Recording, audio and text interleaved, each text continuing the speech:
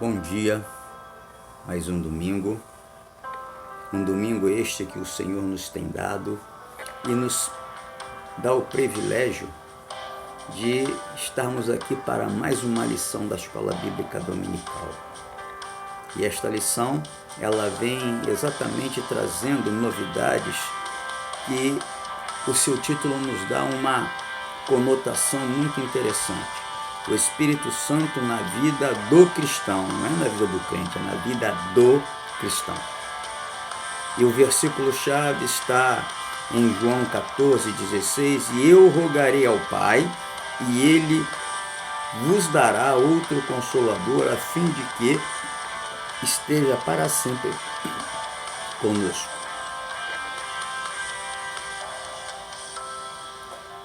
Lendo a história bíblica, desde o Antigo Testamento até o Novo, podemos ver que Deus tem duas maneiras específicas de agir. Ora, com a nação, com várias pessoas, e em um mesmo tempo, ora, com indivíduos.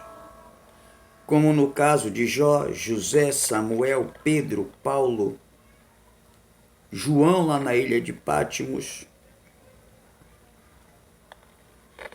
Desta forma, não é errado dizer que Ele é Deus de povos, mas também é de indivíduos. Nos ensinos de Jesus sobre o Espírito Santo, principalmente no Evangelho de João, percebemos que ele fala da relação pessoal futura entre o Espírito Santo e cada crente, o que testifica a veracidade da afirmativa de que Deus age com povos e indivíduos, sendo o cristão parte integrante da igreja.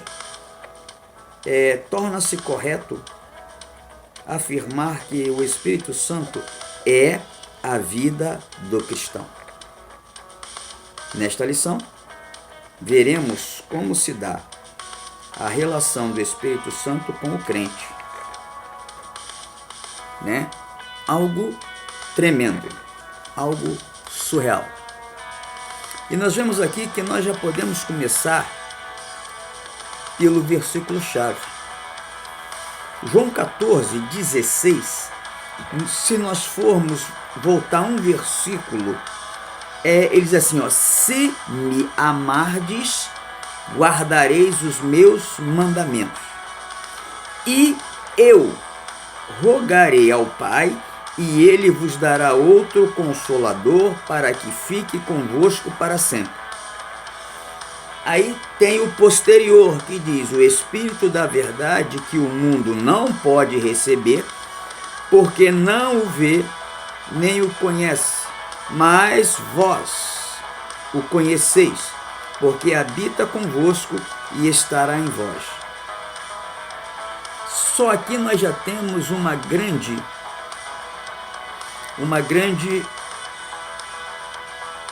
alimentação. Antes, ele diz: se me amardes, guardareis os meus mandamentos. Então, essa petição, e eu rogarei ao Pai, existe algo que nós precisamos fazer. Nós precisamos estar guardando os mandamentos de Deus. Porque só assim Ele vai rogar ao Pai e Ele nos dará outro Consolador.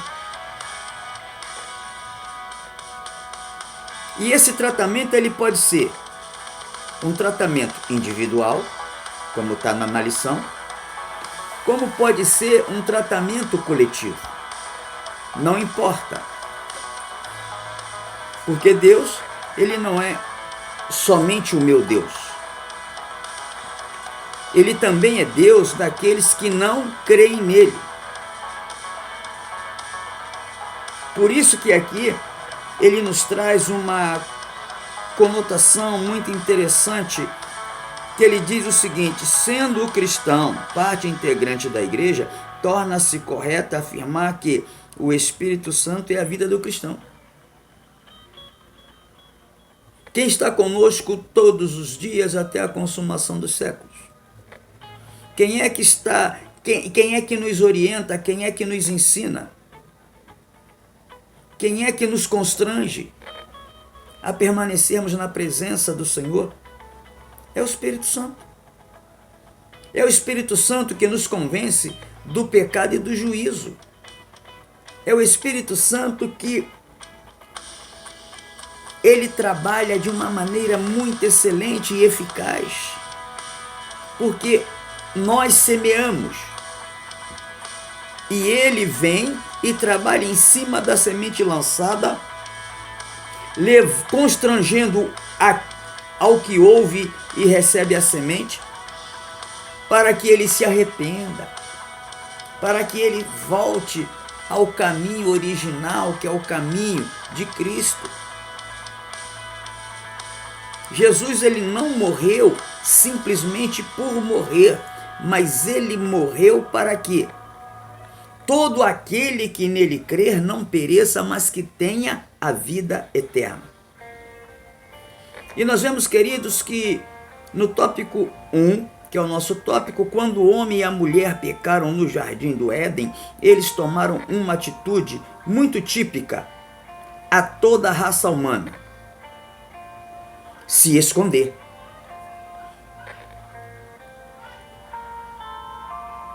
Mas como se esconder de Deus? Se ele é onisciente, onipresente, onipotente, ele está em todos os lugares ao mesmo tempo. Deus, ele já sabia de tudo.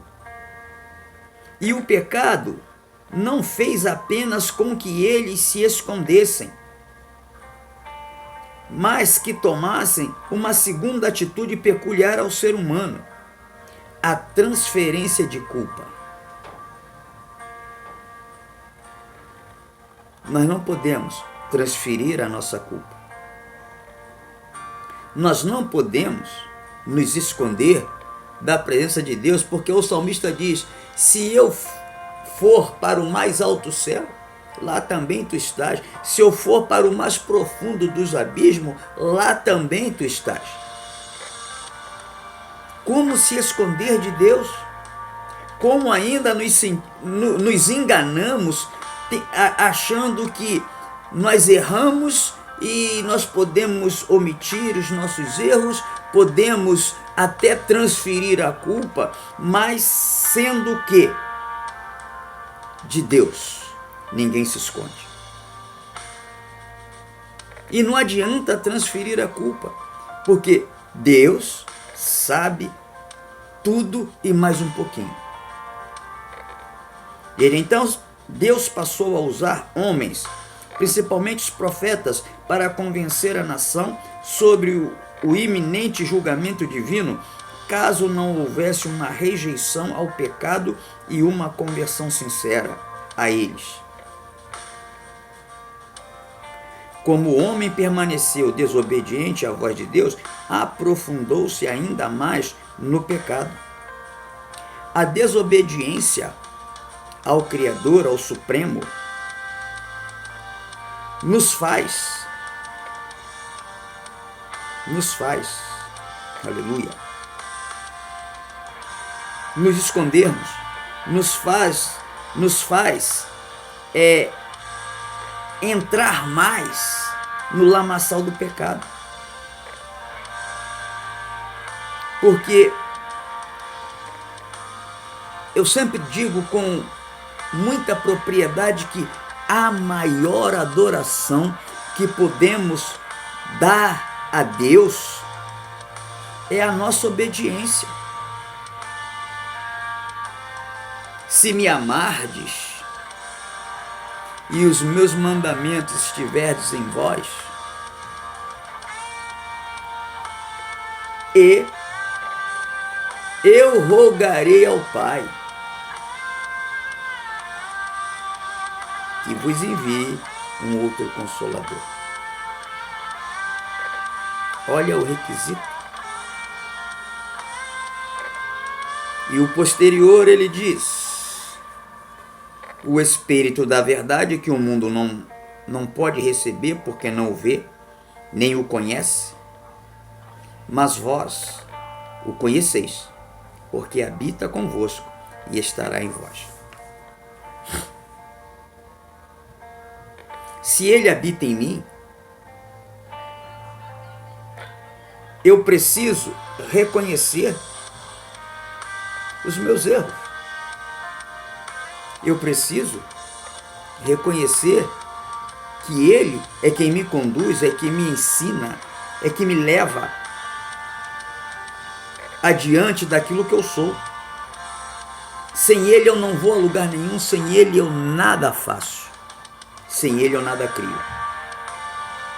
Esse é o convencimento. E aí o Espírito Santo vem para nos convencer do pecado, do juízo. Mas um dos efeitos mais devastadores do pecado é que ele nos cegou. Para quê?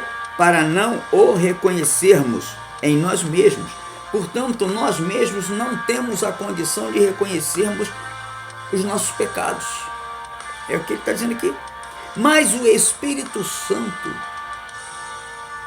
ele vem e nos constrange através da palavra da verdade.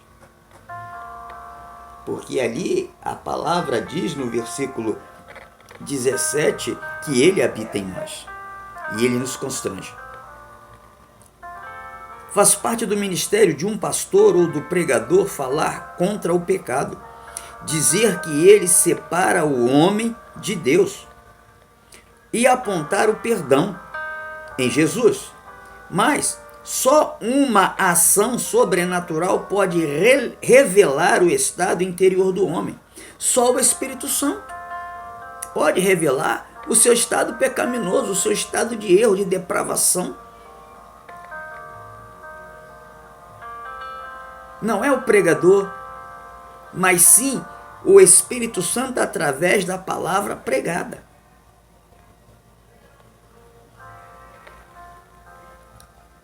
E podemos ver que mais uma sua ação sobrenatural pode revelar o estado interior do homem. Ou seja, por mais que a palavra seja a correta, só o Espírito Santo é que pode convencer e converter.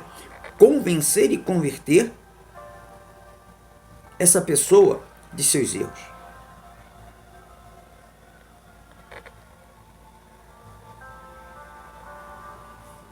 Explica a razão das pessoas, Jesus explica a razão das pessoas serem convencidas da justiça.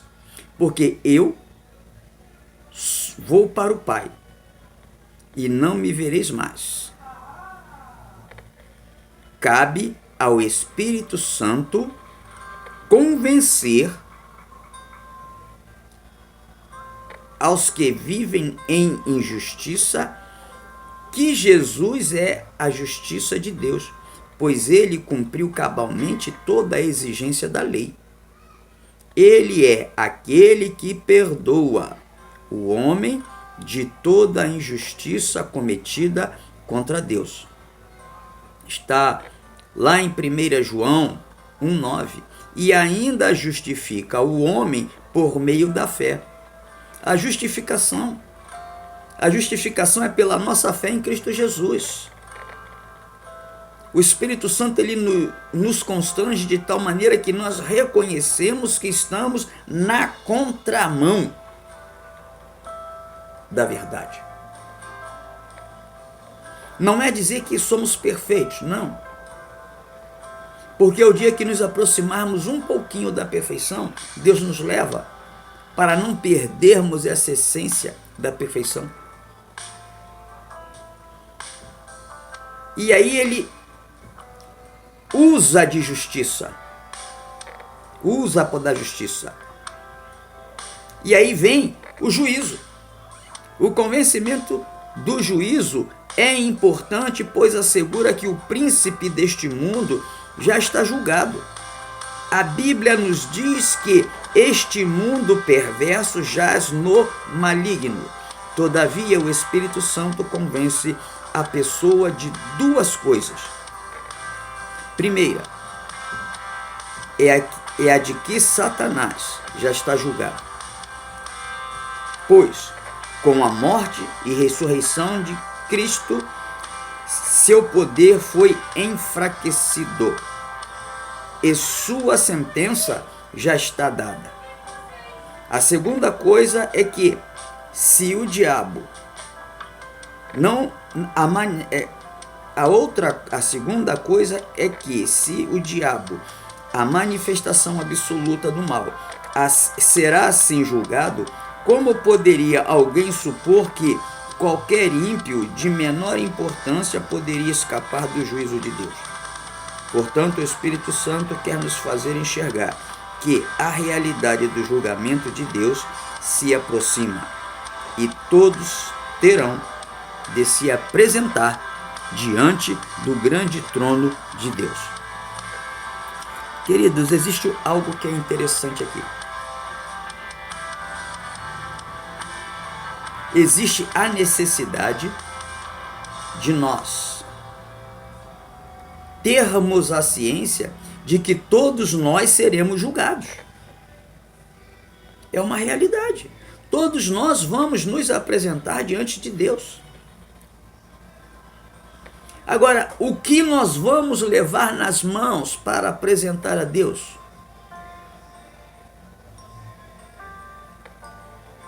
Sou criticado muitas vezes porque sou duro demais. Mas na verdade, queridos, olha esta palavra aqui e vê se Jesus está dando mingauzinho com aveia. Jesus, ele está arrochando aqui nessa palavra. Nós precisamos saber que existe um juízo, que assim como Satanás e seus asseclas já estão julgados, nós também seremos julgados sim pelos nossos erros. E nós podemos ver que Deus, ele ainda usa de misericórdia que ele vem e nos fala.